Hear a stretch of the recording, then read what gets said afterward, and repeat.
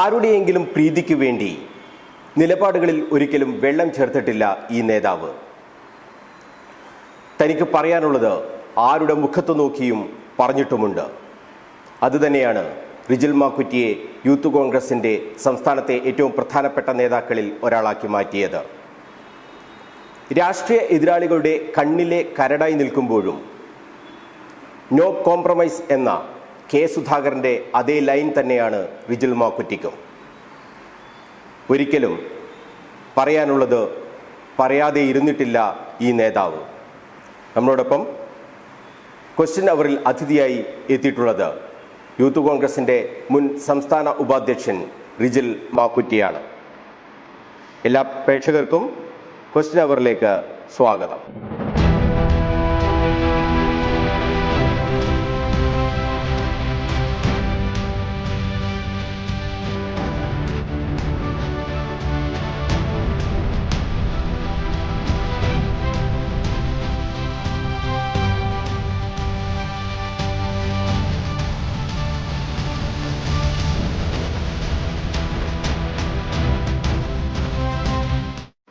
സ്വാഗതം.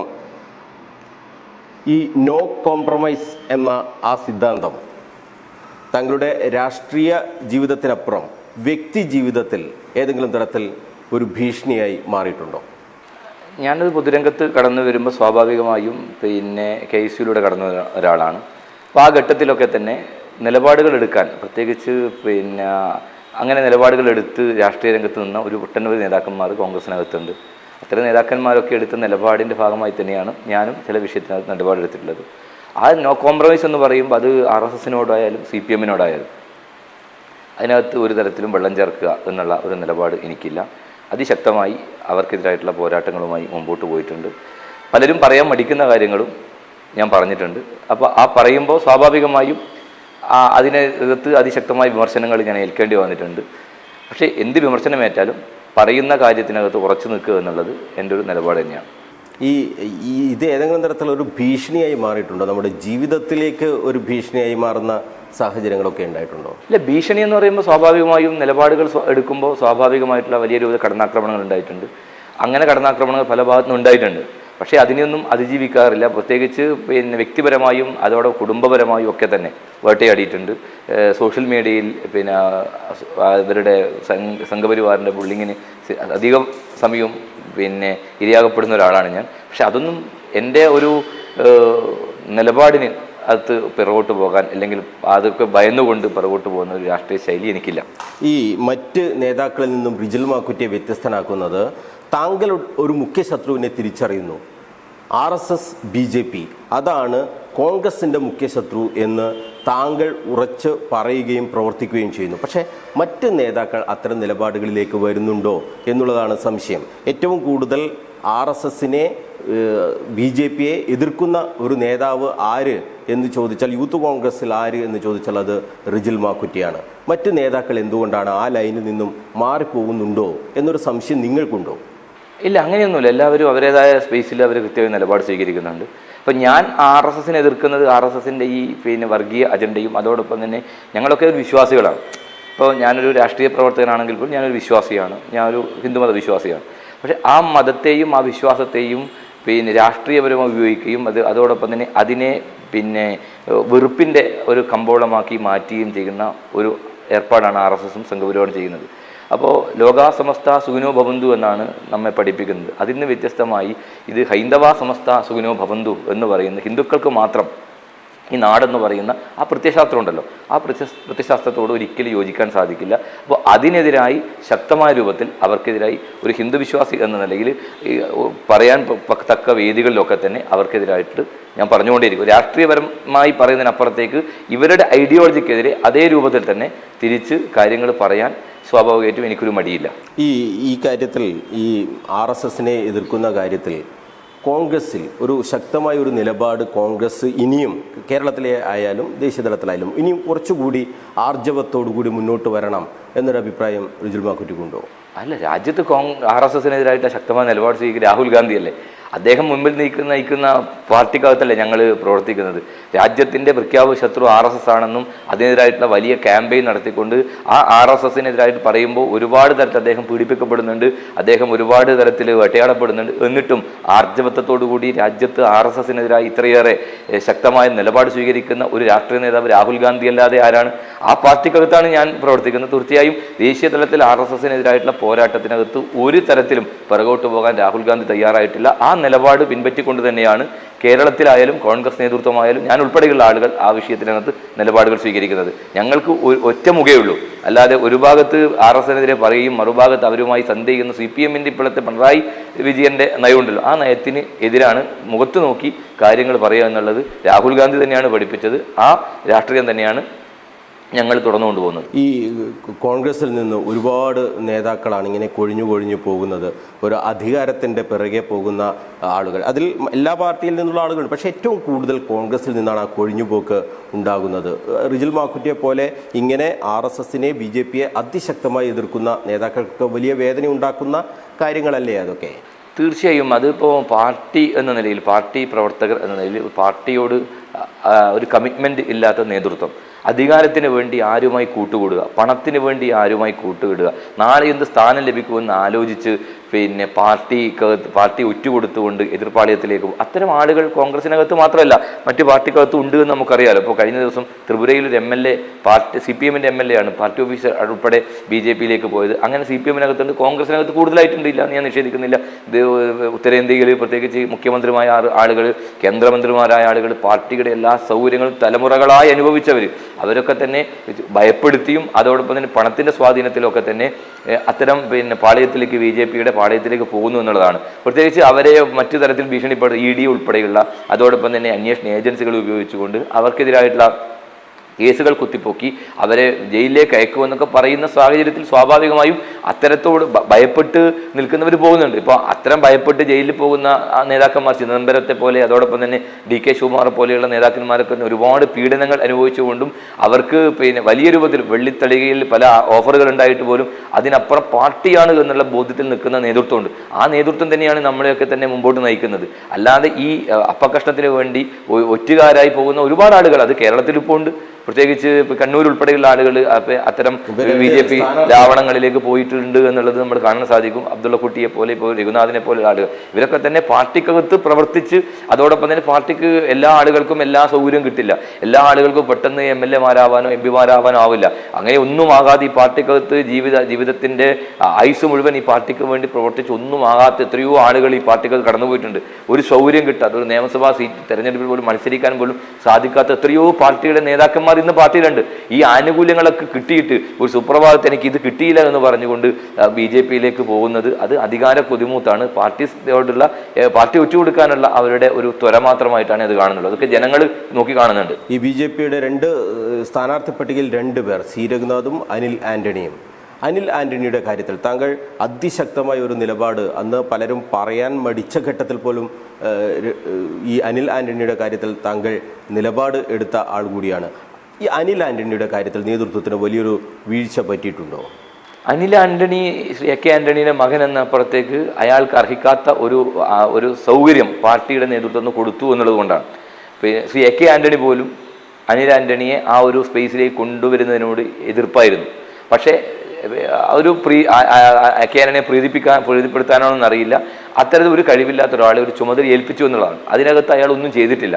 ഏൽപ്പിച്ച ചുമതലയിൽ പ്രത്യേകിച്ച് ഡിജിറ്റൽ മീഡിയ കൺവീനറായി അദ്ദേഹത്തെ വെച്ച് ഒന്നും ചെയ്തിട്ടില്ല. സ്വാഭാവികം അദ്ദേഹത്തിന് പ്രത്യേകിച്ച് AK ആന്റണി എന്ന് പറയുന്ന രാഷ്ട്രീയ നേതാവ്, അദ്ദേഹം മക്കൾക്ക് അമിതമായ പ്രാധാന്യം കൊടുക്കുന്ന ഒരു നേതാവല്ല.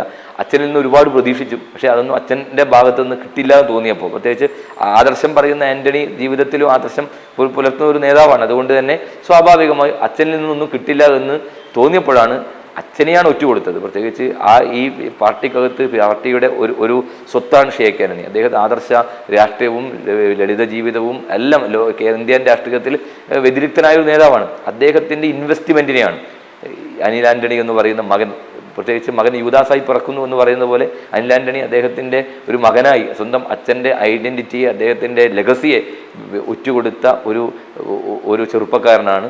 അത് സഹതാപം എന്നല്ലാതെ ഇപ്പോൾ സ്ഥാനമാനങ്ങൾ കിട്ടുമായിരിക്കും, സീറ്റുകൾ കിട്ടുമായിരിക്കും, മറ്റ് ആനുകൂല്യങ്ങൾ കിട്ടുമായിരിക്കും. പക്ഷേ AK ആന്റണിയെ പോലെ ഒരു നേതാവിനെ, സ്വന്തം പിതാവിനെ ഒറ്റുകൊടുത്ത യൂദാസായി ആരും അറിയപ്പെടും, അനിൽ ആന്റണി അറിയപ്പെടും.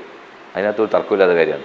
കണ്ണൂരിലേക്ക് വന്നാൽ കഴിഞ്ഞ തവണ ധർമ്മടത്ത് സ്ഥാനാർത്ഥി പിണറായി വിജയനെതിരെ മത്സരിച്ച C. രഘുനാഥ് ഇന്ന് BJPയുടെ സ്ഥാനാർത്ഥിയാണ്. C. രഘുനാഥിനെ കഴിഞ്ഞ തവണ പിണറായി വിജയനെ പോലുള്ള ഒരു നേതാവിനെതിരെ മത്സരിപ്പിക്കാൻ എടുത്ത ഒരു തീരുമാനം അതൊരു മണ്ടത്തരമായി പോയി എന്നിപ്പോൾ നേതൃത്വം തിരിച്ചറിയുന്നുണ്ടോ? തീർച്ചയായും ആ ഘട്ടത്തിൽ അത്തരമൊരു തീരുമാനം എടുത്തത് ഇപ്പോൾ തെറ്റായിപ്പോയി എന്ന് നേതൃത്വത്തിന് ബോധ്യമുണ്ടാവും.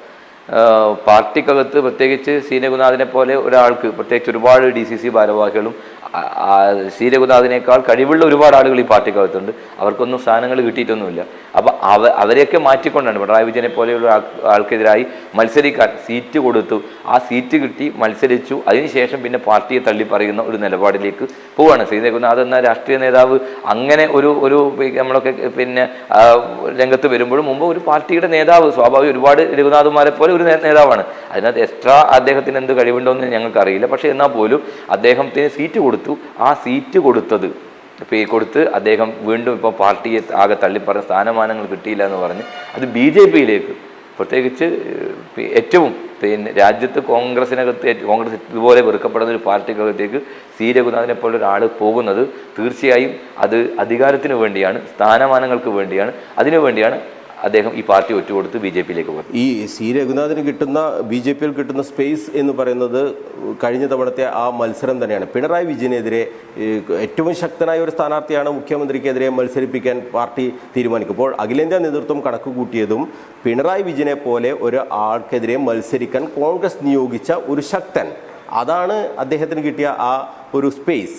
അപ്പോൾ ഈ C. രഘുനാഥിനെ സ്ഥാനാർത്ഥിയാക്കുന്നതിനെ അന്നത്തെ KPCC പ്രസിഡന്റായ മുല്ലപ്പള്ളി രാമചന്ദ്രൻ ഉൾപ്പെടെ അതിശക്തമായി എതിർക്കുകയും ചെയ്തിരുന്നു. പക്ഷേ K. സുധാകരനാണ് ഈ C. രഘുനാഥിനെ അവിടെ സ്ഥാനാർത്ഥിയാക്കാനുള്ള ഒരു തീരുമാനം എടുത്തത്. അത് പിന്നീട് പാർട്ടിക്ക് അംഗീകരിക്കേണ്ടി വരുന്ന ഒരു സാഹചര്യമാണ് ഉണ്ടായത്. അവിടെ തെറ്റുപറ്റിയത് K. സുധാകരനല്ലേ? അങ്ങനെയാണ് അബ്ദുള്ള കുട്ടി എന്ന് പറയുന്ന രാഷ്ട്രീയ നേതാവിനെ ഈ പാർട്ടിയിലേക്ക് കൊണ്ടുവരികയും 2 തവണ MLA ആക്കിയത്. അയാൾ BJP പോകുന്നു പ്രതീക്ഷിച്ചിട്ടില്ലല്ലോ. ഇപ്പോൾ ഒരു പാർട്ടിക്കകത്ത് മത്സരിക്കുന്ന, ഇപ്പോൾ സ്വാഭാവികം തെരഞ്ഞെടുപ്പിൽ സ്ഥാനാർത്ഥിമാരെ പ്രഖ്യാപിക്കപ്പെടുമ്പോൾ ആ ജില്ലയിൽ പറ്റുന്ന ആളുകളെ പ്രഖ്യാപിക്കും. അവർ നാളെ പാർട്ടി വിട്ടുപോകുമോ, BJPയിലേക്ക് പോകുന്ന ആന്നും ഗണിക്കാൻ ഇവരൊന്നും ജ്യോതിശാസ്ത്രജ്ഞന്മാരോ അല്ലെങ്കിൽ ജ്യോതിഷ പണ്ഡിതന്മാരോ ഒന്നും അല്ലല്ലോ. അപ്പോൾ അബ്ദുള്ള കുട്ടി വന്നു, ഇവിടുന്ന് MLA ആയി, അയാൾ BJPയിലേക്ക് പോയി. അയാൾ BJP പോകുന്ന ആരും പ്രതീക്ഷിച്ചിട്ടുണ്ടാകും. അപ്പം അങ്ങനെ ഇത്തരം ആളുകളുണ്ട്. അങ്ങനെയുള്ള ആളുകളിൽ പെട്ട ഒരാളാണ്. അല്ലാണ്ട് C. രഘുനാഥ് നാളെ BJPയിൽ പോകും എന്ന് കരുതി ആരെങ്കിലും സീറ്റ് കൊടുക്കുമോ? അങ്ങനെയല്ല. അദ്ദേഹം ആ ധർമ്മട നിയോജക മണ്ഡലത്തിൽ സ്വാഭാവികമായും എണ്ണപ്പെട്ട നേതാക്കന്മാർ ഒരാളാണ്. അതുപോലെയുള്ള നേതാക്കന്മാർ അവിടെയുണ്ട്. അപ്പോൾ അദ്ദേഹത്തിന് സീറ്റ് കൊടുത്തു. ആ സീറ്റ് കൊടുത്ത് അദ്ദേഹം മത്സരിച്ചു. ആ മത്സരിച്ചത് കൊണ്ട് അയാൾ BJP പോകും എന്ന് കരുതി ആരും സീറ്റ് കൊടുക്കില്ലല്ലോ. അപ്പോൾ സ്വാഭാവികമായും അത് സീറ്റ് കൊടുത്തു. അദ്ദേഹം പാർട്ടിയുടെ ആനുകൂല്യങ്ങളൊക്കെ തന്നെ അദ്ദേഹത്തിന് കിട്ടിയിട്ടുണ്ട്, അംഗീകാരങ്ങൾ കിട്ടിയിട്ടുണ്ട്. അദ്ദേഹം ഇരിക്കാനുള്ള അദ്ദേഹത്തിൻ്റെ പദവിക്കനുസരിച്ചുള്ള എല്ലാ ആനുകൂല്യങ്ങളും പാർട്ടിക്ക് നേടിയിട്ടുണ്ട്. അവസാനം ഈ ഒരു പിന്നെ പണം, അതോടൊപ്പം തന്നെ BJP നൽകുന്ന ഓഫർ ഉണ്ടല്ലോ, ആ ഓഫറിലാണ് രഘുനാഥ് വീണുപോയത്. അതാണ് അതിൻ്റെ വസ്തുത. MV ജയരാജൻ മത്സരിക്കുമ്പോൾ അതിനൊത്ത ഒരു സ്ഥാനാർത്ഥി വേണം എന്നതുകൊണ്ട് K. സുധാകരൻ തന്നെ എന്ന് പാർട്ടി തീരുമാനിക്കുന്നു. ഈ MV ജയരാജൻ ഉണ്ടാക്കാൻ പോകുന്ന ഏതെങ്കിലും ഒരു ചലനം എങ്ങനെയാണ് കോൺഗ്രസ് ഭയക്കുന്നത്? MV ജയരാജൻ എന്തോളം ഉണ്ടാക്കുന്ന പറയുന്നത്? MV ജയരാജൻ CPMന്റെ പാർട്ടി സെക്രട്ടറിയാണ്. MV ജയരാജനേക്കാളും വലിയ നേതാക്കന്മാരൊക്കെ മത്സരിച്ചിട്ടുണ്ടല്ലോ. അപ്പോൾ അവരെയൊക്കെ പരാജയപ്പെടുത്തിയിട്ടുണ്ടല്ലോ കണ്ണൂരിൽ.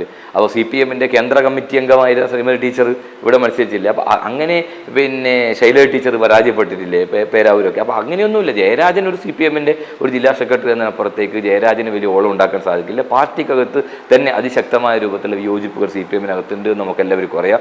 മാത്രമല്ല MV ജയരാജന്റെ ശരീരഭാഷ, അദ്ദേഹത്തിൻ്റെ ഇപ്പോൾ സംഘപരിവാരാണ് ആളുകളെ മതം നോക്കി അല്ലെങ്കിൽ പിന്നെ തീവ്രവാദ പട്ടം ചാപ്പ് കുത്തുന്നത്. MV ജയരാജൻ എന്ന് പറയുന്ന CPMന്റെ ജില്ലാ സെക്രട്ടറി, ഇവിടെയുള്ള കണ്ണൂരിലെ ഏഷ്യാനെറ്റിന്റെ മാധ്യമപ്രവർത്തകനായ ശ്രീ നൗഫൽ ബിൻ യൂസഫ്, അദ്ദേഹം ഒരു വാർത്ത കൊടുത്തതിൻ്റെ പേരിൽ പരസ്യമായി അദ്ദേഹത്തിൻ്റെ ഒരു പരിപാടി വെച്ച് നൗഫൽ ബിൻ യൂസഫ് അല്ല, നൗഫൽ ബിൻ ലാദനാണ്. യഥാർത്ഥ സംഘപരിവാറിൻ്റെ മനസ്സാണ് ജയരാജന്. അപ്പോൾ ഇത്തരത്തിൽ സംഘപരിവാറിൻ്റെ മനസ്സുള്ള ഒരാളെ ഇന്ത്യയുടെ പാർലമെന്റിലേക്ക് അയക്കണമെന്ന് ഇവിടെയുള്ള മതനിരപേക്ഷവാദികളൊന്ന് ചിന്തിച്ചാൽ മതി. ഞങ്ങൾക്ക് പറയാനുള്ളൂ. അതുകൊണ്ട് ജയരാജനെ ഈ നാട്ടിലെ ഒരു സാധാരണ സ്ഥാനാർത്ഥി എന്നപ്പുറത്തേക്ക് അത്ര വലിയൊരു എന്തോ പിന്നെ ഓളം ഉണ്ടാക്കുമെന്നൊക്കെ പറയുന്നുണ്ടെങ്കിൽ പോലും അങ്ങനെ ഒന്നും അത് CPM കേന്ദ്രങ്ങളൊന്നും അല്ല പോലും പറയുന്നില്ല. അങ്ങനെ ആരെങ്കിലും പറയുന്നുണ്ടെങ്കിൽ പോലും അങ്ങനെ ഒരു ഓളവും സൃഷ്ടിക്കാൻ MP ജയരാജൻ സാധിക്കില്ല. ആര് മത്സരിച്ചാലും പാർട്ടി UDF തീരുമാനിച്ച സ്ഥാനാർത്ഥി ആര് മത്സരിച്ചാലും കണ്ണൂർ ജയിക്കും. ഈ CPMന്റെ സ്ഥാനാർത്ഥി പട്ടികയിൽ ഈ യുവ നേതാക്കൾക്ക് ഒരു പ്രാധാന്യം നൽകിയില്ല എന്നുള്ള ഒരു വിമർശനം, അത് പ്രത്യേകിച്ച് യൂത്ത് കോൺഗ്രസ് ഒക്കെയാണ് പ്രധാനമായും ഉയർത്തുന്നത്. അത് ആകെ ഒരു 50 വയസ്സിന് താഴെയുള്ള ആൾ വസീഫ് മാത്രമാണ് എന്ന് പറയുന്നു. പക്ഷേ കോൺഗ്രസിൻ്റെ ഒരു സ്ഥാനാർത്ഥി പട്ടിക നമ്മൾ നോക്കുകയാണെങ്കിൽ സ്ഥിരം മുഖങ്ങളാണ്. ഒരിക്കൽ ഒരു സ്ഥലത്ത് ഒരാൾ ജയിച്ചാൽ പിന്നെ അവർ അവിടെ നിന്നും മാറാത്ത ഒരു സാഹചര്യം, അവരെ മാറ്റാൻ കഴിയാത്ത ഒരു സാഹചര്യം, പുതിയ ആൾക്ക് അവസരം കിട്ടാത്ത ഒരു സാഹചര്യം, ഇത് യൂത്ത് കോൺഗ്രസ് ചർച്ച ചെയ്യുന്നുണ്ടോ? തീർച്ചയായും പാർട്ടിക്കകത്ത് അങ്ങനെ അത്തരമൊരു വിഷയങ്ങൾ പിന്നെ സ്വാഭാവികമായും കോൺഗ്രസിനകത്ത് ഉണ്ട് എന്നുള്ള വസ്തുതയാണ്. ഞാൻ ഇല്ല എന്ന് പറയുന്നില്ല. പ്രത്യേകിച്ച് ഞാൻ KSU സംസ്ഥാന വൈസ് പ്രസിഡന്റ് ആയിരിക്കുമ്പോഴാണ് പ്രമേയം അവതരിപ്പിച്ചു. വൈദ്യശാസ്ത്രം പരാജയപ്പെട്ടാൽ മാത്രമേ ചെറുപ്പക്കാർക്ക് പിന്നെ കടന്നു വരാൻ പറ്റൂ എന്നുള്ള പ്രമേയം വലിയ ചർച്ചയായിരുന്നു. അതിനുശേഷം ഒരുപാട് ചെറുപ്പക്കാർക്ക് അവസരം പാർട്ടി കൊടുത്തിരുന്നു. കഴിഞ്ഞ നിയമസഭാ തെരഞ്ഞെടുപ്പിൽ വലിയ രൂപത്തിൽ ചെറുപ്പക്കാർ, യുവാക്കൾ, പിന്നെ പുതുമുഖങ്ങളൊക്കെ സ്ഥാനാർത്ഥിയായി വന്നിട്ടുണ്ട്. പാർട്ടി കൃത്യമായി പരിഗണിച്ചിട്ടുണ്ട്. ഇന്നത്തെ ഈ തെരഞ്ഞെടുപ്പിൻ്റെ സാഹചര്യം രാജ്യത്തിൻ്റെ നിലനിൽപ്പിൻ്റെ പ്രശ്നമാണ്. ഒരു ജനാധിപത്യ ഇന്ത്യ ജീവിക്കണമോ മതേതര ഇന്ത്യ ജീവിക്കണമോ എന്ന ചോദ്യത്തിന് മുമ്പിൽ കോൺഗ്രസിന് ഓരോ സീറ്റും നിർണായകമാണ്. ആ സീറ്റ് ജയിക്കുക എന്നുള്ളത് ദേശീയ രാഷ്ട്രീയത്തിൽ കോൺഗ്രസിന് വലിയ ഒരു പ്രസക്തിയുള്ള കാര്യമാണ്. അതുകൊണ്ട് വിന്നബിലിറ്റിയാണ്. അതിനകത്ത് ഈ പറയുന്ന കാര്യങ്ങളൊക്കെ തന്നെ പരിഗണിക്കപ്പോൾ പോലും വിജയിക്കുക എന്നുള്ള സാഹചര്യത്തിലേക്ക് BJP പരാജയപ്പെടുത്തുക എന്നുള്ള ഒരു പൊതു രാഷ്ട്രീയത്തിലേക്ക് വരുമ്പോൾ സ്വാഭാവികമായും ചില ഘടകങ്ങൾ നിങ്ങൾ ഇവിടെ പറഞ്ഞതുപോലെ തന്നെ അത്തരം നേതാക്കന്മാർ വീണ്ടും മത്സരിക്കേണ്ട രാഷ്ട്രീയ സാഹചര്യം അനിവാര്യമായതുകൊണ്ടാണ് അത്തരം സാഹചര്യത്തിലേക്ക് വന്നത്. അല്ല എങ്കിൽ സ്വാഭാവികമായും ഞങ്ങളൊക്കെ തന്നെ ആ വിഷയത്തിനകത്ത് നിലപാട് സ്വീകരിക്കും. പക്ഷേ രാജ്യത്തിൻ്റെ താല്പര്യമാണ്, നാടിൻ്റെ താല്പര്യമാണ്. അതിനപ്പുറം പാർട്ടി താല്പര്യത്തിനപ്പുറത്തേക്ക് രാജ്യത്തെ തിരിച്ചു കൊണ്ടുവരാനുള്ള പോരാട്ടം നയിക്കുമ്പോൾ അതിനകത്ത് ഭിന്നബിലിറ്റി തന്നെയാണ് പ്രധാനപ്പെട്ട ഘടകം. ഈ ഒരു ടേം ഇപ്പോൾ CPM കഴിഞ്ഞ തവണ വെച്ചത് നിയമസഭയിലേക്ക് 2 ടേം എന്നതിനപ്പുറത്തേക്ക് ഒരാളെ സ്ഥാനാർത്ഥിയാക്കേണ്ടതില്ല. അത്തരത്തിലുള്ള ഒരു ടേം സംവിധാനം കോൺഗ്രസിനും വേണം എന്ന് തന്നെയാണോ ആവശ്യം? തീർച്ചയായും അങ്ങനെ ഒരു ആവശ്യം ഉണ്ട്. പ്രത്യേകിച്ച് പുതുമുഖങ്ങളും അതോടൊപ്പം തന്നെ പുതിയ ആളുകൾ കൊടുക്കണം. പക്ഷേ കഴിഞ്ഞ തവണ പാർട്ടി കൊടുത്തിരുന്നു. പാർട്ടി പുതുമുഖങ്ങൾ ഒരുപാട് പരീക്ഷിച്ചിരുന്നു. പക്ഷേ ഒരു ട്രെൻഡിന്റെ ഭാഗമായി പരാജയപ്പെട്ടു എന്നുള്ളതാണ്. അപ്പോൾ ആ പുതുമുഖങ്ങൾ മാത്രം വന്നുകൊണ്ട് അല്ല, അത്തരം സീറ്റുകൾ മാത്രമല്ല പിന്നെ വിജയിക്കാൻ പറ്റുന്ന സീറ്റുകളൊക്കെ കൊടുത്തിട്ടുണ്ടായിരുന്നു. പക്ഷേ അവിടെയൊന്നും പ്രത്യേകിച്ച് കഴിഞ്ഞ ഒരു ട്രെൻഡിന്റെ അടിസ്ഥാനത്തിൽ അവർക്കൊക്കെ അവർ മത്സരം നടത്തിയതിനപ്പുറത്തേക്ക് വിജയിക്കാൻ പറ്റിയില്ല എന്നുള്ള വസ്തുത നമ്മുടെ മുമ്പിലുണ്ട്. അതുകൊണ്ട് പുതുമുഖങ്ങളെ പരിഗണിക്കാത്ത പാർട്ടിയൊന്നുമല്ല. കഴിഞ്ഞ നിയമസഭാ തെരഞ്ഞെടുപ്പിൽ വലിയ രൂപത്തിലുള്ള ഒരു മാറ്റം ഉണ്ടായിട്ടുണ്ട്. ദേശീയ നമ്മുടെ സംഘടനാ ചുമതല വഹിക്കുന്ന ശ്രീ KC വേണുഗോപാൽ അദ്ദേഹം തന്നെയാണ് ആ വിഷയത്തിൽ ഇടപെട്ട് ഒരുപാട് ചെറുപ്പക്കാർക്ക് സീറ്റ് വാങ്ങുന്നതിന് വേണ്ടി അദ്ദേഹം ഇടപെടൽ നടത്തിയത് നമുക്കൊക്കെ അറിയാം. അതൊക്കെ ഒരു വസ്തുതയാണ്. അപ്പോൾ അങ്ങനെ ചെറുപ്പക്കാർക്കൊക്കെ അവസരങ്ങൾ ധാരാളം കിട്ടിയിട്ടുണ്ട്. പക്ഷേ ഇനിയും അത്തരത്തിൽ ഇപ്പോൾ 42 വർഷം തോളം ജയിച്ച് ഇരിക്കൂർ സജീവ് ജോസഫിനെ പോലെ ഒരാൾ വന്നല്ലോ, അദ്ദേഹം MLA ആയല്ലോ. അങ്ങനെ ഒരുപാട് അങ്ങനെ KC ജോസഫിനെ മാറ്റാൻ വലിയ അല്ല, അത് സ്വാഭാവികം. അത് പാർട്ടിക്കകത്ത് നമ്മുടെ ആഭ്യന്തരമായ പ്രശ്നങ്ങളാണ്. അത് വേറെ KC ജോസഫിനെ മാറ്റുന്നതല്ല, അതുമായി ബന്ധപ്പെട്ട വിഷയമാണ്. അപ്പോൾ KC ജോസഫിനെ മാറ്റി അവിടെ ഒരു പുതിയ ആള് ഒരു ചെറുപ്പക്കാരനായ ഒരാൾ അവിടെ കടന്നു വന്നു, MLA ആയി എന്നുള്ളത് നമ്മുടെ മുമ്പിലുണ്ട്. ഈ കണ്ണൂർ പോലും മാവേലിക്കരയിൽ നമ്മുടെ സുരേഷ് എത്ര തവണയായി? അത് ഞാൻ പറഞ്ഞത് അങ്ങനെ ആളുകളുണ്ട്. അപ്പോൾ ഞാൻ പറഞ്ഞല്ലോ, ആ ഒരു നിയമസഭാ തെരഞ്ഞെടുപ്പ് പോലെയല്ല, ഞാൻ നേരത്തെ സൂചിപ്പിച്ചതുപോലെ രാജ്യത്തിൻ്റെ ഒരു പോരാട്ടമുണ്ടല്ലോ കോൺഗ്രസ് എടുക്കുന്നത്. അപ്പോൾ അതിൻ്റെ ഭാഗമായി ചില സീറ്റുകളിൽ അത്തരം ആളുകൾ മത്സരിക്കേണ്ട അനിവാര്യതയുണ്ട്. ആ അനിവാര്യത കൊണ്ടാണ് അത്തരം ഒരു പരീക്ഷണത്തിലേക്ക് പോകാൻ എന്തായാലും പാർട്ടിക്ക് ഈ ഒരു ഘട്ടത്തിൽ സാധിക്കില്ല. അതാണ്. എന്തായാലും കഴിഞ്ഞ തവണ വലിയൊരു തരംഗം തന്നെ UDFന് അനുകൂലമായി വന്നു. ആ രീതിയിലുള്ള ഒരു തരംഗം ഇത്തവണ നിലനിൽക്കാനുള്ള ഒരു സാധ്യതയുണ്ട്. കഴിഞ്ഞ തവണ BJPയെ അധികാരത്തിൽ നിന്ന് പുറത്താക്കുക, രാഹുൽ ഗാന്ധിയെ പ്രധാനമന്ത്രിയാക്കുക തുടങ്ങിയ കാര്യങ്ങളൊക്കെ വെച്ചുകൊണ്ടുള്ള ഒരു തരംഗം എല്ലായിടത്തും ഉണ്ടായി എന്നുള്ളത് യാഥാർത്ഥ്യമാണ്. പക്ഷേ ഇത്തവണ അതേ തരംഗം പ്രതീക്ഷിച്ച് തന്നെയാണോ UDF മുന്നോട്ട് പോകുന്നത്? തീർച്ചയായും 2 സർക്കാരുകൾക്കെതിരെ വലിയ രൂപത്തിൽ ജനവികാരം നാട്ടിലുണ്ട്. കേന്ദ്രം ഭരിക്കുന്ന നരേന്ദ്രമോദിയുടെ ജനവിരുദ്ധ നയങ്ങൾ, തൊഴിലില്ലായ്മ, പെട്രോളിൻ്റെ ഡീസലിൻ്റെ വിലവർധന, അതോടൊപ്പം തന്നെ ഗ്യാസിൻ്റെ പാചകവാതകത്തിൻ്റെ വിലവർധന, അതോടൊപ്പം തന്നെ രാജ്യത്തിൻ്റെ GDPയുടെ വളർച്ചാ നിരക്ക് കുറഞ്ഞത്, മറ്റ് പട്ടിണി രാജ്യങ്ങളുടെ അടുത്ത് ഇന്ത്യയുടെ എത്തി നിൽക്കുന്നൊരവസ്ഥ, അങ്ങനെ രാജ്യം അഭിമുഖീകരിക്കുന്ന ഒരുപാട് വിഷയങ്ങൾ നമ്മുടെ മുമ്പിലുണ്ട്. അതോടൊപ്പം പ്രധാനപ്പെട്ട വിഷയം വർഗീയതയാണ്. ഭിന്നിപ്പിക്കുക, വേർതിരിക്കുക, പൗരത്വ നിയമം, അതോടൊപ്പം ഏക സിവിൽ കോഡ്, അതോടൊപ്പം തന്നെയുള്ള മറ്റ് കാടൻ നിയമങ്ങൾ അടിച്ചേൽപ്പിക്കാൻ ശ്രമം നടക്കുന്നു. അപ്പോൾ അത്തരം വിഷയങ്ങളൊക്കെ തന്നെ രാജ്യത്ത് അവതരിപ്പിച്ചുകൊണ്ട് മുമ്പോട്ട് പോകുന്നു. അയോധ്യ രാമനെ തെരഞ്ഞെടുപ്പ് ആയുധമാക്കി മാറ്റുന്നു. അപ്പോൾ ഇതൊക്കെ കേരളത്തിലെ ജനങ്ങൾ കാണുന്നു. കേരളം ഒരു മതനിരപേക്ഷ സംസ്ഥാനമാണ്. ഇവിടുത്തെ ജനങ്ങൾക്ക് വളരെ കൃത്യമായിട്ട് അറിയാം BJPയുടെ അജണ്ട. അതും BJPക്ക് ഒരു ഇഞ്ച് മുമ്പോട്ട് പോകാൻ സാധിക്കില്ല. പൂജ്യത്തിൽ നിന്ന് പൂജ്യത്തിലല്ലാതെ BJP ഇവിടെ പച്ചതൊടില്ല. ഒന്ന്. രണ്ടാമത്തത്, സംസ്ഥാന സർക്കാർ, ഈ നാട്ടിൽ ആരാണ് ഈ സർക്കാരിൻ്റെ കീഴിൽ സംതൃപ്തർ? വിലക്കയറ്റം ഒരു ഭാഗത്ത്, അതോടൊപ്പം തന്നെ പെൻഷൻ കിട്ടുന്നില്ല, ശമ്പളം കിട്ടുന്നില്ല, ദൂർത്തൊരു ഭാഗത്ത്, മുഖ്യമന്ത്രിയുടെ മകളും മുഖ്യമന്ത്രി കുടുംബവും അഴിമതിയുടെ ആരോപണ നിഴലില്ല, യാഥാർത്ഥ്യമായിരിക്കുന്നു. 1,72,00,000 രൂപ കിത്ത വാങ്ങിയത് കണ്ടെത്തിയിരിക്കുന്നു. അതിന് കൃത്യമായ മറുപടി പറയാൻ സാധിച്ചിട്ടില്ല.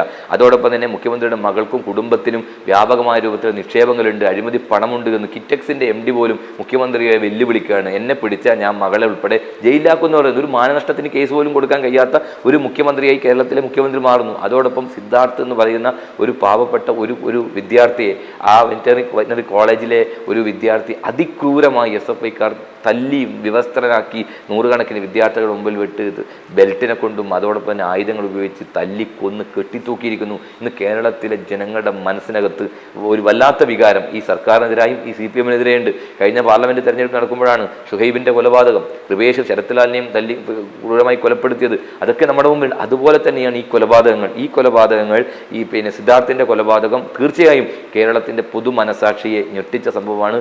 ഈ അക്രമകാരികളുടെ കയ്യിലേക്ക് ഇനിയും ഈ നാട് ഏൽപ്പിച്ചാൽ ഈ നാട്ടിലെ കുട്ടികൾക്ക് പഠിക്കാൻ ഒരു രക്ഷിതാക്കൾക്കും മക്കളെ വിദ്യാലയങ്ങളിലേക്ക് കോളേജുകളിൽ അയക്കാൻ പോലും സാധിക്കാത്ത രൂപത്തിലേക്ക് എത്തിയിരിക്കുന്നത് വയനാട്ടിലെ വിഷയമല്ല. ഇതാ കൊയിലാണ്ടിയിൽ വേറൊരു SFIക്കാരനെ തന്നെ ഇതുപോലെ മൃഗീയമായി പീഡിപ്പിച്ചതും അതോടൊപ്പം തന്നെ വിചാരണ ചെയ്ത് ആക്രമിച്ചതും നമ്മുടെ മുമ്പിലുണ്ട്. അങ്ങനെ അക്രമത്തിൻ്റെ ഒരു പേക്കൂത്ത് നടത്തുന്ന ഒരു പാർട്ടി TPയുടെ കൊലപാതകത്തിൽ സംരക്ഷണം കൊടുത്ത, അവരെ ചെലവും കൊടുത്ത് പോറ്റി വളർത്തിയ കൊലയാളികൾക്ക് വീണ്ടും ഹൈക്കോടതി ശിക്ഷ വിധിച്ചു എന്ന് മാത്രമല്ല അതിനകത്ത് വിചാരണ കോടതി ഒഴിവാക്കിയ 2 ആളുകൾക്ക് വീണ്ടും ജീവപര്യന്തം കൊടുത്തിരിക്കുന്നത്. അതുകൊണ്ട് ഇതൊക്കെ കേരളത്തിലെ ജനങ്ങളുടെ മനസ്സിനകത്ത് ചർച്ച ചെയ്യപ്പെടുന്ന വിഷയമാണ്. അതുകൊണ്ട് 2020 തന്നെ ഞങ്ങൾ പോകും. ഞങ്ങൾ വളരെ ആത്മവിശ്വാസത്തിലാണ്. ഐക്യജനാധിപത്യ മുന്നണി നല്ല വിജയം നേടുമെന്ന് സംബന്ധിച്ച് ഒരു തർക്കവും നിങ്ങൾക്ക് വേണ്ട. നമ്മൾ 2020 എന്ന് നിങ്ങൾ ആവർത്തിച്ച് പറയുമ്പോഴും ഇത്തവണ കഴിഞ്ഞ നിയമസഭാ തെരഞ്ഞെടുപ്പിൻ്റെ കാലത്ത് വലിയ തോതിൽ മുഖ്യമന്ത്രി പിണറായി വിജയനെയും കുടുംബത്തെയും ഒക്കെ ഒരു പ്രതിക്കൂട്ടിൽ നിർത്തിക്കൊണ്ടുള്ള ഒരു പ്രചരണം തന്നെയാണ് നടത്തിയത്. പക്ഷേ അത് ജനം വിശ്വസിച്ചില്ല. അത് മാധ്യമങ്ങളിൽ വരുന്ന വാർത്തകൾക്കപ്പുറം ജനങ്ങൾ ഈ കാര്യങ്ങളൊക്കെ തന്നെ വിലയിരുത്തുന്നുണ്ട് എന്നാണ് CPM അതിനെക്കുറിച്ച് പറഞ്ഞത്. കഴിഞ്ഞ നിയമസഭാ തെരഞ്ഞെടുപ്പിൽ ഏശാത്ത ഈ ബിരിയാണി ചെമ്പിൽ സ്വർണം ഉൾപ്പെടെ കടത്തി എന്നൊക്കെ പറഞ്ഞ് പ്രചരണം നടത്തിയിട്ട് പോലും അവർക്ക് സീറ്റ് വർദ്ധിക്കുകയാണ് ഉണ്ടായത്. ഈ ലോക്സഭാ തെരഞ്ഞെടുപ്പിൽ മുഖ്യമന്ത്രിയുടെ മകളെ കേന്ദ്രീകരിച്ച് ആരോപണങ്ങൾ ഉന്നയിച്ചുകൊണ്ട് തെരഞ്ഞെടുപ്പ് മേഖലയിൽ ഘട്ടത്തിലേക്ക് പോയാൽ വീണ്ടും അത് തിരിച്ചടിയാകുമെന്ന ഭയം UDF-നുണ്ടോ? ഒരിക്കലുമില്ല. ശ്രീ പിണറായി വിജയന് നരേന്ദ്രമോദിയുടെ പിൻബലവും പിന്തുണയും കൊണ്ടാണ് അദ്ദേഹം ഇപ്പോഴും മുഖ്യമന്ത്രിയായിരിക്കുന്നത്. യഥാർത്ഥത്തിൽ ആ വിഷയങ്ങൾ ഉൾപ്പെടെ വന്നപ്പോൾ കൃത്യമായി അന്വേഷിക്കാൻ കേന്ദ്ര ഏജൻസികൾ തയ്യാറായിട്ടില്ല എന്നുള്ളതാണ്. അവിടെ ഒരു ഒത്തുതീർപ്പിൻ്റെ രാഷ്ട്രീയമുണ്ട്. BJPയും CPM തമ്മിലുള്ള ധാരണയാണ്. BJPയുടെ ലക്ഷ്യം കോൺഗ്രസ് വിമുക്ത ഭാരത് എന്നാണ്. ഇപ്പോൾ കേരളത്തിൽ CPM കോൺഗ്രസ് വിമുക്ത കേരളം എന്നാണ് CPM-ന്. ഈ 2 അജണ്ടകളും, പ്രത്യേകിച്ച് കോൺഗ്രസ് ഇവിടെ പരാജയപ്പെട്ടാൽ മാത്രമേ തങ്ങൾക്ക് എന്തെങ്കിലും ലാഭം ഇവിടെ നിന്ന് കിട്ടൂ എന്നുള്ള ബോധ്യത്തിലാണ് CPM-മായി ധാരണയിൽ പോവുകയാണ്. അതിൻ്റെ ഭാഗമായിട്ടുള്ള കഴിഞ്ഞ 1062 സീറ്റുകളിൽ RSSൻ്റെ വോട്ട് തീർച്ചയായും CPM-ന് കിട്ടിയിട്ടുണ്ട്. ഒന്ന്. രണ്ടാമത്തെ കാര്യം, ആ വിഷയങ്ങൾ ഉൾപ്പെടെ ഒരു അന്വേഷണം നടത്താൻ മുഖ്യമന്ത്രിയുമായി ബന്ധപ്പെട്ട കുടുംബത്തെയോ അന്വേഷിക്കാൻ തയ്യാറായില്ല. അദ്ദേഹത്തിൻ്റെ പ്രിൻസിപ്പൽ സെക്രട്ടറി ശിവശങ്കർ ജയിലിൽ കിടക്കുന്നു. അദ്ദേഹമാണ് ലൈഫ് മിഷൻ്റെ ചെയർമാൻ. എന്തുകൊണ്ടാണ് മുഖ്യമന്ത്രിയിലേക്ക് അന്വേഷണം പോകാത്തത്? ഈ 1,72,00,000 രൂപ ആരോപണമില്ലല്ലോ. ഇൻകം ടാക്സുമായി ബന്ധപ്പെട്ട അർദ്ധ ജുഡീഷ്യറി ഫോറം കണ്ടെത്തിയിട്ടുള്ള ഒരു കാര്യമാണ്. അതുമായി ബന്ധപ്പെട്ട അന്വേഷണം ഇപ്പോൾ അന്വേഷിക്കുന്നുണ്ടെങ്കിൽ പോലും അത് 8 മാസത്തിലേക്കാണ്. 8 മാസമാണ് നീട്ടിക്കൊടുത്തത്. SFIO എന്ന് പറയുന്ന ഒരു അന്വേഷണ ഏജൻസി. അപ്പോൾ അത് ചെയ്യുന്നതിൻ്റെ കാരണം എന്താണ്? അപ്പോൾ ഈ സീരിയസ് ഫ്രോഡ് ഇൻവെസ്റ്റിഗേഷൻ ഓഫീസ് പോലും മുഖ്യമന്ത്രിയുടെ മകളുടെ ഈ കാര്യങ്ങൾ കൃത്യമായി ബന്ധപ്പെട്ട് അറിഞ്ഞിട്ട് പോലും അന്വേഷണത്തിനുള്ള സാവകാശം കൊടുത്തിരിക്കുന്നു 8 മാസം. അപ്പോൾ അതൊരു ബലപേശാനാണ്. ഇപ്പോൾ രാജ്യത്ത് അങ്ങനെയല്ലല്ലോ. ഇപ്പോൾ ജാർഖണ്ഡ് മുഖ്യമന്ത്രി അറസ്റ്റ് ചെയ്യുന്നു, അതോടൊപ്പം തന്നെ നമ്മുടെ AAPയുടെ ഉപമുഖ്യമന്ത്രി ജയിലിലാണ്. രാജ്യത്ത് BJPക്കെതിരായി പോരാട്ടം നടത്തുന്ന പ്രതിപക്ഷ നേതാക്കന്മാരെ, മുഖ്യമന്ത്രിമാരെ, അവരുമായി യോജിക്കാത്തവരെല്ലാം ജയിലിലേക്ക് അയക്കുകയാണ്. മാത്രമല്ല സോണിയാഗാന്ധിയും രാഹുൽ ഗാന്ധി 52 മണിക്കൂറാണ് ED ചോദ്യം ചെയ്തത്. എന്തുകൊണ്ടാണ് പിണറായി വിജയനെ ചോദ്യം ചെയ്യാത്തത്?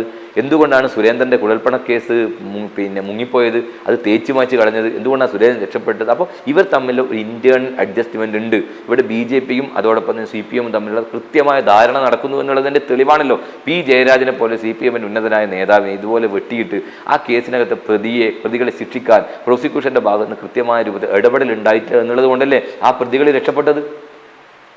ചന്ദ്രശേഖരൻ എന്ന് പറയുന്ന CPI നേതാവിനെ RSSകാർ ആക്രമിച്ചതിന്റെ പേരിൽ ആ കേസ് ഒത്തുതീർത്തു കൊടുത്ത CPM ആരല്ല, RSSുമായി അദ്ദേഹം നിയമസഭയിൽ വിങ്ങിപ്പൊട്ടി പറയുന്നത് നമ്മൾ കേട്ടില്ലേ. അപ്പോൾ ഒരു ധാരണ ഇവിടെയുണ്ട്. RSSന്റെയും മോദിയുടെ ഔദാര്യത്തിലാണ് കേരളത്തിലെ മുഖ്യമന്ത്രി പിണറായി വിജയൻ നിൽക്കുന്നത്. ഇതൊക്കെ ആരോപണമല്ല, തെളിവാണ്. ഇത്രയും പണം 1,72,00,000 രൂപ എന്തിനു വാങ്ങി, എന്ത് സർവീസ് ചെയ്തു? ആ സർവീസിനെ കുറിച്ച് മുഖ്യമന്ത്രി പറഞ്ഞോ? മുഖ്യമന്ത്രിയുടെ മകള് പറഞ്ഞോ ഇന്ന സർവീസ് എന്ന്? എന്തുകൊണ്ടാണ് കർണാടക ഹൈക്കോടതിയിൽ പോയിട്ട് ആ കേസ് എന്തുകൊണ്ടാണ് അവർക്ക് സ്റ്റേ കിട്ടാഞ്ഞത്? അപ്പോൾ കൃത്യമായ തെളിവുകളുണ്ട്. ആ തെളിവുകൾ അന്വേഷിക്കാനും ഇത് ബന്ധപ്പെട്ട് മുന്നോട്ട് പോകാനും കേന്ദ്ര ഏജൻസികൾ തയ്യാറല്ല. അത് പിണറായി വിജയന് അവർക്ക് കൃത്യമായിട്ടുള്ള ഒരു ധാരണ ഇതിനകത്ത് ഉള്ളത് കൊണ്ടാണ് പിണറായി വിജയൻ മുഖ്യമന്ത്രിയാകുന്നത്. ഇതൊക്കെ തന്നെ ഇപ്പോൾ കേരള ജനങ്ങൾക്ക് കൃത്യമായി ബോധ്യമുണ്ട്. ഇതൊക്കെ തന്നെ ജനങ്ങളുടെ മുമ്പിൽ ചർച്ച ചെയ്യുന്നുണ്ട്. പാർട്ടിക്കകത്ത് പോലും ശക്തമായ രൂപത്തിലുള്ള ചർച്ച ഈ വിഷയത്തിനകത്ത് ഉണ്ട് എന്നുള്ളത് തന്നെയാണ് ഞങ്ങൾ വിശ്വസിക്കുന്നത്. നിങ്ങളുടെ കയ്യിൽ ഒരുപാട് മെറ്റീരിയൽസ് ഉണ്ട്, പക്ഷേ പ്രതിപക്ഷത്തിൻ്റെ ഒരു ആകെ തുക എന്ന് പറയുന്നത്, പ്രവർത്തനത്തിൻ്റെ ആകെ തുക എന്ന് പറയുന്നത് ഒരു നിരാശപ്പെടുത്തുന്ന രീതിയിലേക്ക് കാര്യങ്ങൾ പോകുന്നു. KPCC പ്രസിഡന്റ് കെ സുധാകരൻ ഒരു ഭാഗത്ത്, പ്രതിപക്ഷ നേതാവ് VD സതീശൻ മറ്റൊരു ഭാഗത്തേക്ക് പോകുന്നുണ്ടോ എന്ന് നമ്മുടെ പൊതുസമൂഹം, അങ്ങനെ പാർട്ടിക്കകത്തല്ലെങ്കിൽ പൊതുസമൂഹം അങ്ങനെ ചിന്തിക്കുന്ന തരത്തിലേക്കുള്ള വാർത്താ സമ്മേളനത്തിലെ ചില പരാമർശങ്ങളൊക്കെ പോകുന്നു. ഇതൊക്കെ പ്രതിപക്ഷത്തിൻ്റെ ഒരു മനോവീര്യം കെടുത്തുന്ന നിലയിലേക്ക് പോയിട്ടില്ലേ ശരിക്കും? പ്രതിപക്ഷം അതിൻ്റെ ശക്തമായ നിലപാട് സ്വീകരിക്കുന്നു. നിയമസഭയ്ക്ക് പുറത്തും അകത്തുമെല്ലാം ശക്തമായ സമരങ്ങളും പ്രതിഷേധങ്ങളും ഒക്കെ മുന്നോട്ട് പോകുന്നുണ്ട്. ഇപ്പോൾ സമരാഗ്നി എന്ന് പറയുന്ന ഇപ്പം നടന്ന വലിയ പ്രചരണ പരിപാടി ഓരോ സ്ഥലത്തും ആയിരക്കണക്കിന് ആളുകളാണ്. ഇപ്പോൾ കണ്ണൂർ ജില്ലയിൽ നിങ്ങളൊക്കെ കണ്ടതല്ലേ, ഓരോ മട്ടന്നൂരായാലും കണ്ണൂരായാലും നടന്ന പരിപാടി ആയിരക്കണക്കിന് ആളുകൾ പങ്കെടുക്കുന്നു. CPM നടത്തുന്നത് പോലെ സർക്കാരിനെ ഉപയോഗിച്ചല്ല ആ പരിപാടി. കുടുംബശ്രീക്കാരെയും ആശാ വർക്കേഴ്സിനെയും അതോടൊപ്പം തന്നെ ഉദ്യോഗസ്ഥന്മാരെ ഉപയോഗിച്ച് ആളെ കൊണ്ടുവന്നിട്ടില്ല. സാധാരണക്കാർ ജനങ്ങൾ വരുന്നു. തിരുവനന്തപുരത്ത് വരെ ഞാൻ ആ സമരാഗ്നി ജാഥയുടെ ഒരു അംഗമായിരുന്നു. കേരളത്തിലെ എല്ലാ ജില്ലകളിലും ആ ജാഥയോടൊപ്പം പോവുകയും സംസാരിക്കുകയും ചെയ്ത ആളാണ്. ഞങ്ങൾക്ക് കാണാൻ സാധിച്ചത് വലിയ രൂപത്തിലുള്ള ഒരു ജനമുന്നേറ്റം ഉണ്ടായിട്ടുണ്ട്. സ്വാഭാവിക യൂത്ത് കോൺഗ്രസ് ഉൾപ്പെടെയുള്ള സംഘടനകൾ, KSU ഉൾപ്പെടെ സംഘടനകൾ അവരുടെ കൃത്യമായ രൂപത്തിലുള്ള പ്രതിഷേധ സമരങ്ങൾ നടത്തി മുമ്പോട്ട് പോയിട്ടുണ്ട്. അല്ലാതെ ഇവിടെ അക്രമ സമരങ്ങൾ, പ്രത്യേകിച്ച് പഴയ പോലത്തെ ഒരു സാഹചര്യത്തിലേക്ക് ബസ് കത്തിക്കുക, അതോടൊപ്പം മറ്റു രൂപത്തിലേക്ക് സമരത്തിലേക്ക് പോകാതെ കൊണ്ടാണ് പ്രതിപക്ഷം പോരാ എന്ന് പറയുന്നത്. അപ്പൊ അങ്ങനെയുള്ള സമരത്തിലേക്ക് നമ്മുടെ ചെറുപ്പക്കാരെ തള്ളിവിട്ടുകൊണ്ട് അവരുടെ ജീവിതം ഹോമിക്കപ്പെടാൻ എത്ര കേസുണ്ട്? എൻ്റെ പേരിൽ എനിക്ക് കേസ് ഞാൻ എണ്ണെടുക്കാറില്ല. കേരളത്തിലെ എല്ലാ ജില്ലകളിലും എനിക്ക് കേസുകളുണ്ട്. കണ്ണൂരിലുണ്ട്. സ്വാഭാവികം ഞാനൊരു അന്ന് യുവജന പ്രസ്ഥാനത്തിൽ പ്രവർത്തിച്ച ആളെന്ന നിലയിൽ പ്രത്യേകിച്ച് 2 തവണയും പ്രത്യേകിച്ച് യൂത്ത് കോൺഗ്രസിൻ്റെ പ്രതിപക്ഷത്ത് നിൽക്കുമ്പോൾ, അതിൻ്റെ സംഘടനാ രംഗത്ത് നിൽക്കുമ്പോൾ എല്ലാ ജില്ലകളിലും എനിക്ക് കേസുണ്ട്. കേസിൻ്റെ എണ്ണം ഞാൻ നോക്കാറില്ല. ഏകദേശം എല്ലാ സ്ഥലത്തും കേസുകളുണ്ടാവും. അതിനകത്തും കേസൊന്നും നമ്മൾ അപ്പോൾ അതുണ്ടാക്കുന്ന ബുദ്ധിമുട്ടാണോ ഇത്തരം സമരങ്ങളിലേക്ക് ഇനി പുതിയ ആളുകളെയും എത്തിക്കണ്ട എന്ന് ഒരു തീരുമാനം ആണോ? അതൊരു തീരുമാനമായി തന്നെ അല്ലല്ല, അങ്ങനെയല്ലെന്നേ നമ്മൾ പറഞ്ഞത്. നമ്മൾ ഈ അക്രമ സമരത്തിനത് ഈ ബസ് കത്തിക്കുക, പിന്നെ അതുപോലെയുള്ള ഒരു പൊതുമുതൽ നശിപ്പിക്കുന്ന സമരം, അതുമായി ബന്ധപ്പെട്ട് വലിയ അതിലേക്ക് പോകുമ്പോഴുള്ള പ്രശ്നങ്ങൾ ഒരുപാട് ചെറുപ്പക്കാർക്കുണ്ട്. മാത്രമല്ല വലിയ രൂപത്തിലുള്ള ഫൈൻ വരികയാണ്. അപ്പോൾ അതൊക്കെ കോടതിയിലേക്ക് കിട്ടുക എന്നുള്ളത് നമ്മൾ കോൺഗ്രസിനെ സംബന്ധിച്ചിടത്തോളം നമ്മൾ അങ്ങനെ ഒരു ജനങ്ങളിൽ മാത്രം കാണുന്നൊരു പാർട്ടിയാണ്. അപ്പോൾ വലിയ ഭീമമായ തുക അടക്കുക, അങ്ങനെ അവരുടെ ജീവിതം അവരെ പാർട്ടിയുടെ വേണ്ടി ഉപയോഗിക്കുക എന്നുള്ളത് ഞങ്ങൾ ആലോചിച്ചുകൊണ്ട് തന്നെയാണ് അത്തരത്തിലുള്ള ഭീകര അക്രമ സമരത്തിലേക്ക്, ഈ പൊതുമുതൽ വ്യാപകമായി നശിപ്പിക്കുന്ന സമരത്തിലേക്ക് പോകാത്തത് എന്നുള്ളതാണ്.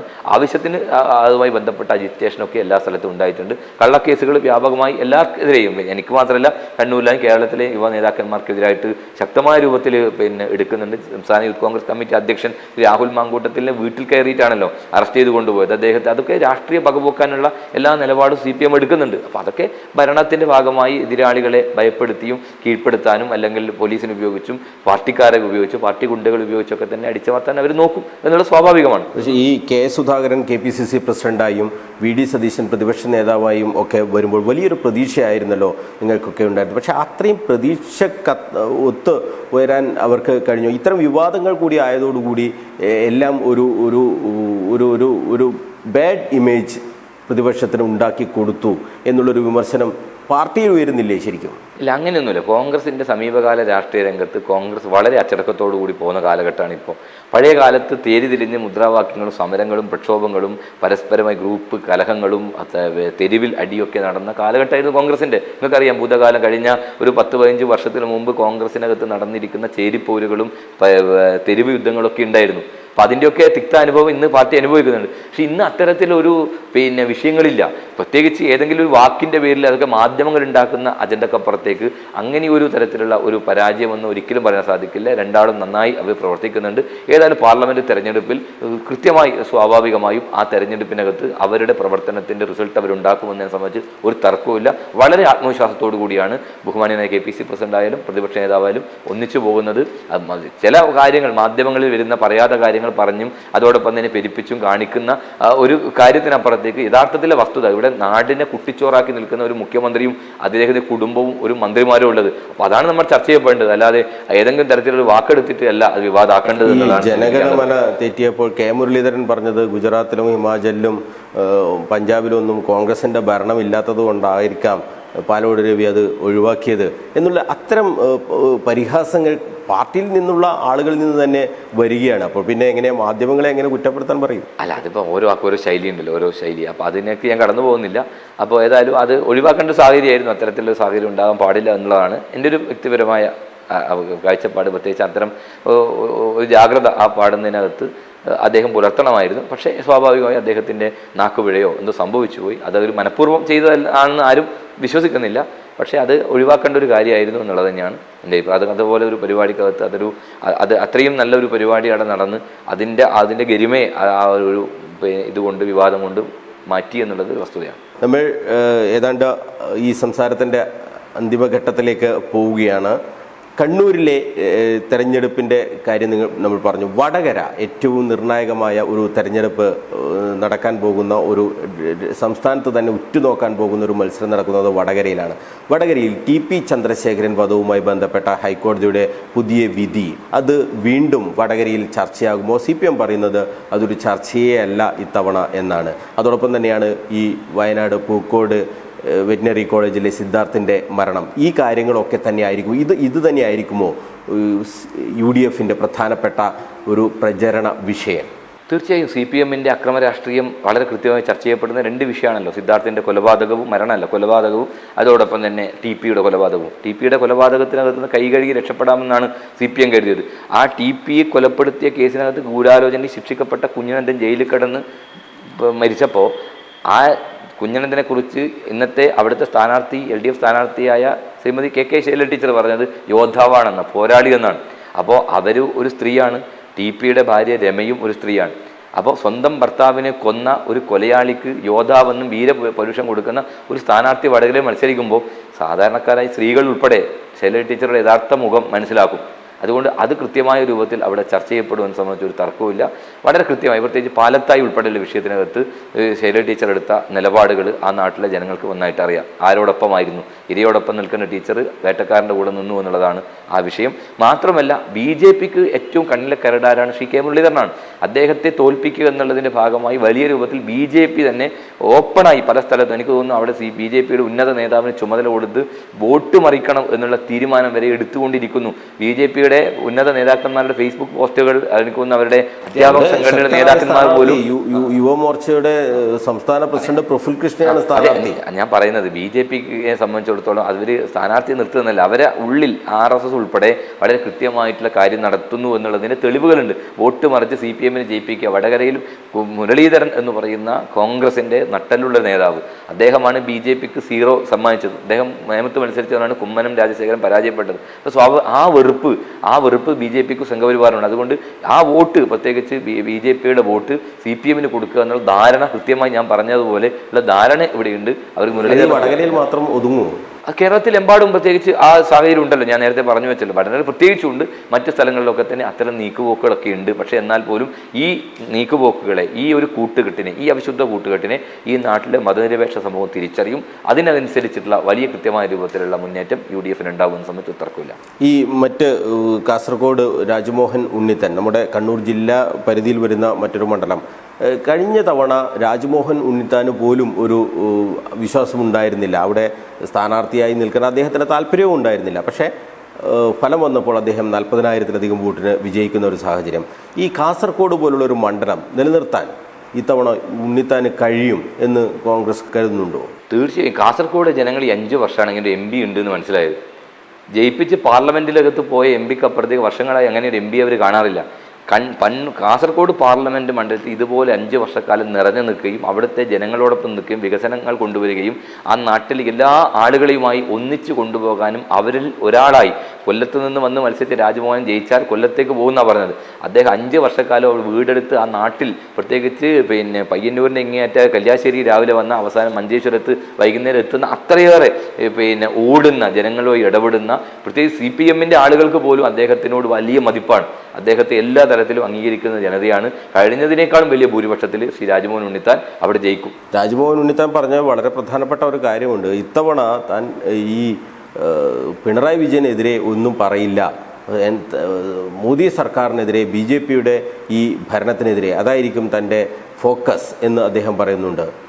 കോൺഗ്രസ് ലൈനിൽ നിന്നും വ്യത്യസ്തമായൊരു നിലപാടാണത്.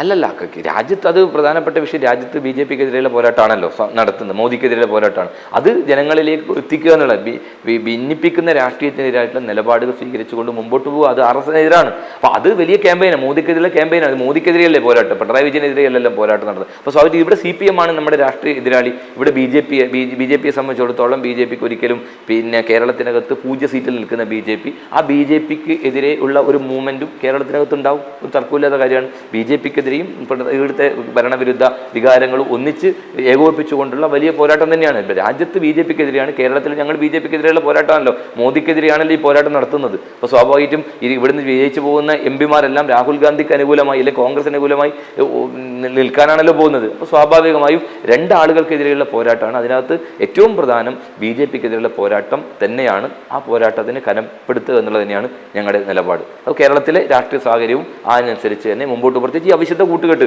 BJPയും CPM ഇവിടെ അന്തർധാരയുണ്ട് എന്നുള്ളതിൽ തെളിവുണ്ടല്ലോ. അപ്പോൾ ഇവർ ചിലപ്പോൾ ഒന്നിച്ച് നിൽക്കുക, പല തരത്തിലുള്ള ധാരണ പുറത്തും.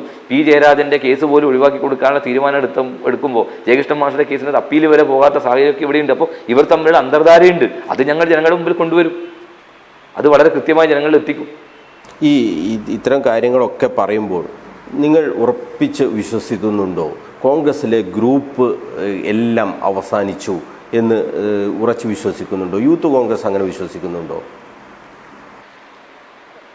കോൺഗ്രസിനകത്ത് ഗ്രൂപ്പ് ഇപ്പോൾ സ്വാഭാവികമായി ഞാൻ നേരത്തെ പറഞ്ഞല്ലോ, പഴയ ഗ്രൂപ്പ് ഇപ്പോൾ ഇല്ല. പണ്ട് 2 ചേരി തിരിഞ്ഞ് നിൽക്കുന്ന ആൾ, ഞങ്ങളൊക്കെ ഗ്രൂപ്പിൻ്റെ ഭാഗമായി പ്രവർത്തിച്ചവരാണ്. ഇപ്പം നമ്മൾക്കൊന്നും അങ്ങനെ ഗ്രൂപ്പ് എന്ന രൂപത്തിലേക്കോ അല്ലെങ്കിൽ ഏതെങ്കിലും ഗ്രൂപ്പിൻ്റെ ഒരു ഇതായി നിൽക്കുന്നില്ല. ബഹുമാനിയായ KPCC അധ്യക്ഷൻ ഗ്രൂപ്പില്ല എന്ന് പറഞ്ഞപ്പോൾ തന്നെ നമുക്ക് ഗ്രൂപ്പില്ല.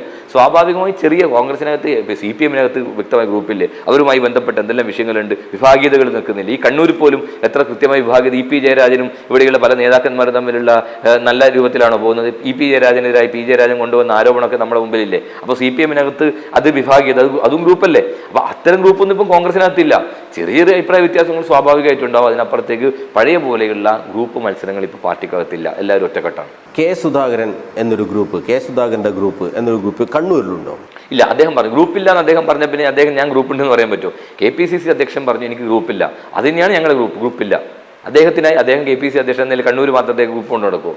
അദ്ദേഹത്തിന് ഈ കേരളത്തിലെ മുഴുവൻ കോൺഗ്രസ്സുകാരും അദ്ദേഹം ഒരുപോലെയാണ്. അദ്ദേഹം ഒറ്റക്കെട്ടായി അവരെ ഒരുമിച്ച് കൊണ്ടുപോകണമെന്നും ഒറ്റക്കെട്ടായി പോകണമെന്ന് പറയുന്ന ഒരാളാണ്. അദ്ദേഹം ഇവിടെ ഗ്രൂപ്പ് ഉണ്ടാക്കുമോ? അത് പിന്നെ വെറുതെ ചുമ്മാ പറയുന്ന ഒരു കാര്യമാണ്. അദ്ദേഹത്തിന് പഴയ കാലത്ത് ഗ്രൂപ്പ് ഉണ്ടായിരുന്നു, അദ്ദേഹം ഗ്രൂപ്പിന് നേതാവായിരുന്നു. KPCC അധ്യക്ഷനായതിനു ശേഷം അദ്ദേഹം ഗ്രൂപ്പില്ലാന്ന് അർത്ഥശങ്കക്കിടയില്ലാതെ പ്രഖ്യാപിച്ചിട്ടുണ്ട്. അത്തരത്തിൽ ഒരു നിലപാടും ഗ്രൂപ്പ് പരമായുള്ള ഒരു നിലപാട് അദ്ദേഹം എടുക്കാറില്ല. എല്ലാവരെയും ഒന്നിച്ചു കൊണ്ടുപോകുന്ന നിലപാട് തന്നെയാണ് KPCC അധ്യക്ഷന്റെ ഭാഗത്തുണ്ടായിട്ടുള്ളത്. എന്തായാലും എല്ലാ കാര്യങ്ങളിലും നമ്മുടെ ചോദ്യങ്ങൾക്കൊക്കെ തന്നെ വളരെ വ്യക്തമായി തന്നെയാണ് റിജിൽ മാക്കുറ്റി മറുപടി നൽകിയത്. യൂത്ത് കോൺഗ്രസിന്റെ ഏറ്റവും പ്രധാനപ്പെട്ട ശബ്ദമായി നിന്ന റിജിൽ മാക്കുറ്റി കോൺഗ്രസിന്റെ നേതൃനിരയിലേക്കും അടുത്തു തന്നെ വരാൻ പ്രാപ്തനായ ഒരു നേതാവ് കൂടിയാണ്. തെരഞ്ഞെടുപ്പിൽ മത്സരിക്കാൻ പ്രാപ്തനായ നേതാവാണ്. കഴിഞ്ഞ തവണ സുധാകരന്റെ വീട്ടിൽ വെച്ച് സുധാകരൻ തന്നെ ഞങ്ങളോടൊക്കെ പറഞ്ഞിരുന്നത് റിജിൽ മാക്കുറ്റിക്ക് ജയിക്കുന്ന ഒരു സീറ്റ് നൽകും എന്ന് സുധാകരൻ പറഞ്ഞിരുന്നു. പക്ഷേ ആ സീറ്റ് ഇതുവരെ അദ്ദേഹത്തിൻ്റെ കൈകളിലേക്ക് എത്തിയിട്ടില്ല. അടുത്ത തെരഞ്ഞെടുപ്പിലേക്കൊക്കെ അദ്ദേഹത്തിന് അത്തരത്തിലുള്ള ഒരു പരിഗണന കിട്ടുകയും ചെയ്യുമെന്ന് നമുക്ക് പ്രതീക്ഷിക്കാം. എന്തായാലും കോൺഗ്രസിനെ സംബന്ധിച്ചിടത്തോളം ഏറ്റവും വിശ്വസിക്കാൻ പറ്റുന്ന ഒരു നേതാവ് എന്നുള്ള രീതിയിൽ തന്നെയാണ് റിജിൽ മാക്കുറ്റിയെ എല്ലാവരും വിശേഷിപ്പിക്കുന്നതും. വലിയ ഉയരങ്ങളിലേക്ക് അദ്ദേഹത്തിന് എത്താൻ സാധിക്കട്ടെ എന്ന് എല്ലാവിധ ആശംസകളും അദ്ദേഹത്തിന് ഈ ഘട്ടത്തിൽ നൽകുകയാണ്. നന്ദി, നമസ്കാരം. ഓക്കെ.